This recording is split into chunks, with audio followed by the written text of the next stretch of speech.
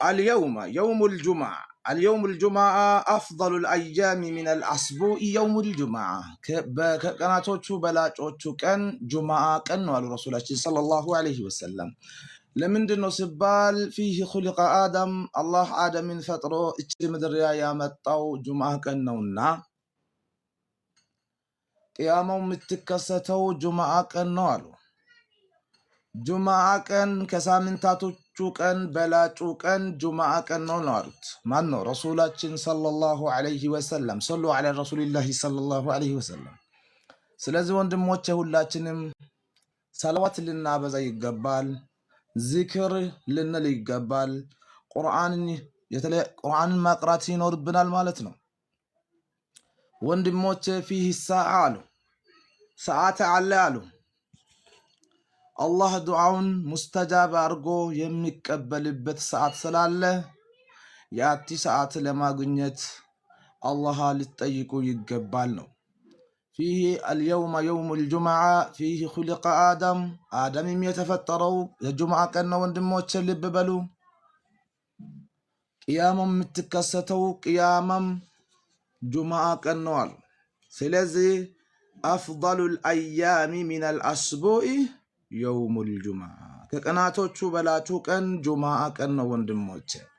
ስለዚህ ዚክር የተለያዩ ዚክሮችን ማብዛት ይኖርብናል ማለት ነው። አሉባልታ ወሬዎችን እያወራን ከምንውል አላህን እየጠየቅን ሀገራችን ሰላም አንተ ያ ረቢ አላህ ያርግ ብለን እያልን የፈለግነው ዱዓ ካለ የተቸገርነው ችግራችን ካለ ያ ረቢ ሀጃችን ሙሉ አንተ ያርገው፣ ያ ረቢ ካቲማችን ያማረ ያርገው፣ ያ ረቢ ረመዳንን በሰላም ያ ረቢ አንተ አድርሰን እያልን ዱዓ የምናደርግበት ወቅትና ወቅት ነው።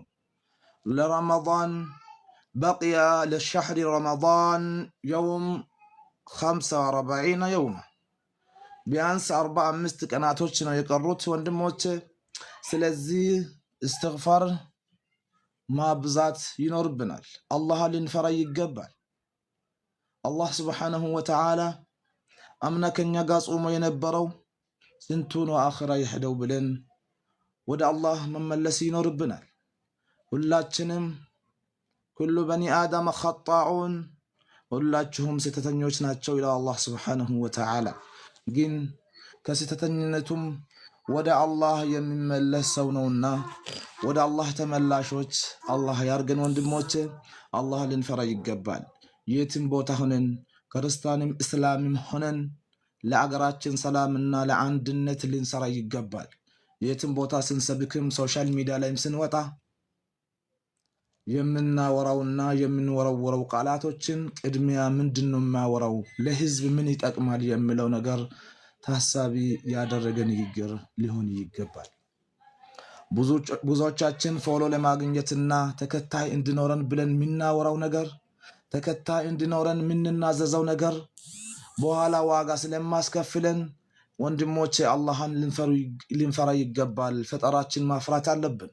ለምንድነው ብትሉ አላህ Subhanahu Wa Ta'ala እቺ ዓለም ላይ ሰውን ፈጥሮ ሳመጣ እንዲሁ አይደለም የፈጠረው። ብዙ አይነት ፍጥረታትና ብዙ አይነት ፍጡራኖች አሉ። ብዙ ከረር እንደምንለይ ሁሉ አእምሮአችን ለየት አድርጎ አላህ ፈጥሮናል ወንድሞቼ። ስለዚህ ዛሬ اليوم يوم الجمعة فيه خلق آدم ብለናል። ብዙዎቻችን ዓለም አሁን ወዴት እየመራች እንደሆነ እየሰማችሁ ነው ወንድሞቼ። አላህ አገራችን ሰላም እንዳደርግ አላህ ልንጠይቅ ይገባል። ኢትዮጵያ አላህ ይጠብቃት እያል አገር ስትኖር ነው እስልምናም ክርስትናም ምኖረው ወንድሞቼ። አገርን ለማፍረስና የተለያዩ ብልጽግናንን እያሉ ባንዳ የሚሆኑ ሰዎችን ልናወግዛቸው ይገባል። ይሄ እስልምና ክርስትና የሚል ነገር አይደለም። ለአገር አንድነት ላይ አንደራደርም ወንድሞቼ። ለምንድነው አገር ሰላም ስትሆን ሰው መስጊድ ገብቶ ይወጣል፣ ሰው ቸርች ገብቶ የሚወጣው አገር ሰላም ሲሆን ነው። መጀመሪያ ቃላችን መሆን ያለበት ሶሻል ሚዲያ ላይ ወተን ስናወራ ሶሻል ሚዲያ ላይ ብዙ ሰው ነው ህፃንም ትልቅም ትንሽም ስለምሰማ ምንድነው ጭንቅላቴ እየወጣ ያለው ነገር የሚለው ታሳቢ ባደረገ ሁኔታ ነው ማውራት ያለብን። ዝም ብለን አፍ ሲከፈት ጭንቅላት ይታያል እንደሚባለው የተለያየ ሁከትና የተለያየ ወደ ሌላ ቦታ የሚወስደው ቃላቶችን ማውራት የለብንም። ሁላችንም ልንጠነቀቅ ይገባል። አላህ ልንፈራ ይገባል። ወላሂ ሐቂቀተን ብዙን ጊዜ እያየን ነው። ሰው ልጅ ወላሂ ከረሩ እንደተለያየ ሐሳቡም አእምሮም ለየት አድርጎ ነው አላህ የፈጠረው። በዛ ላይ ሶሻል ሚዲያ ላይ የተለያዩ ቦታ ሆናችሁ ወላሂ አላህን ልትፈሩ ይገባል። ካልፈራችሁ ደግሞ አያያዘ በርቱ ነው የምለው አላህ። ወንድሞች ልብ በሉ።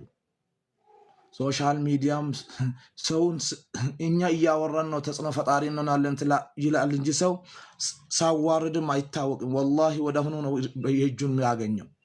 ስለዚህ እውነትና እኛ ዶክተር አብይን ብቻ ከረን ወደን አይደለም ብልጽግና የምንለው። ብልጽግና ማለት ፍትሃዊነት ነው። ሁሉም እኩልነት የማይ ብልጽግናና የዶክተር አብይ ራዕይ ነው እንጂ ግለሰብና ፓርቲን ወደን አይደለም።